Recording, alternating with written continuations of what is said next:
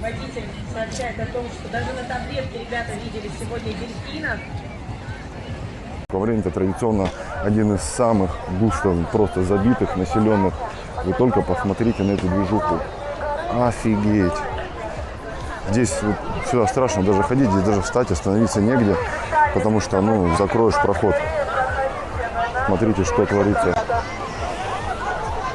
Как это можно назвать отдыхом? Как тут пройти-то? Вот это да. Я, конечно, к такому отдыху, не знаю, отношусь, ну, с изрядной долей скептицизма, но многим нравится. Я люблю все-таки, чтобы людей было поменьше, а лучше вообще никого. Но зато весело, зато не скучно. Вот только посмотрите на это.